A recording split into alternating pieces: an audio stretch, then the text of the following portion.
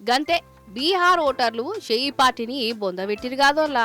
అసలు ఘోరం అంటే ఘోరంగా ఇడిచిపడేసినంత పనిచేసిరు. షెయి పార్టీ మునుగుడే కాదు, గా లాలూ ప్రసాద్ యాదవ్ సారు పార్టీతోని చేతులు కలిపి ఆ పార్టీని కూడా నిలువుతా ముంచిపడేసింది. బీహార్లో కాంగ్రెస్ కూటమి తుక్కుగా పోయింది. ఘోరం అంటే ఘోరం. ఎన్డీఏ కూటమినే గెలిపించిరు అక్కడి జనాలు. రాహుల్ బాబును జనం అస్సలు నమ్మలేదోలా. ఓట్ చోరీ అని అదని ఇదని తాపకో రామాయణం ముంగటేసుకున్న జనం మాత్రం చెయ్యికో దండం మీతోని సోపతే అద్దంటూ తీర్పు చెప్పిర్రు. ఇక అసలు బీహార్ రాష్ట్రం మొత్తంలో ఈ షెయి పార్టీ కంసకం ఒక్క సీటన గెలుస్తుందా గెలవదా అన్నట్టు తయారైంది దాని కథ. ఎందుకన్నా షెయి పార్టీతోని పొత్తు పెట్టుకుంటుమి, ఉన్న సీటు పోడగొట్టుకుంటుమి అని ఇప్పుడు ఆర్జేడీని ఎత్తిపట్టుకున్నది.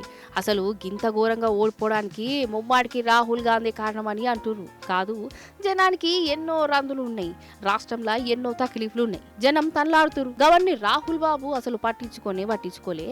జనం గోస గురించి మాట్లాడలే. ఎంతసేపు ఓటు చోరీ అనుకుంటా తిరిగిండు. పోలింగ్ బూతుల ముంగడ పర్ఫార్మెన్స్లు ఇచ్చిండు. ఇక బీహార్ జనానికి బీపీ లేచింది. అసలు జనం గురించి పట్టించుకోని వాళ్ళకు ఎందుకు ఓట్లేయాలని అనుకున్నారు కావచ్చు.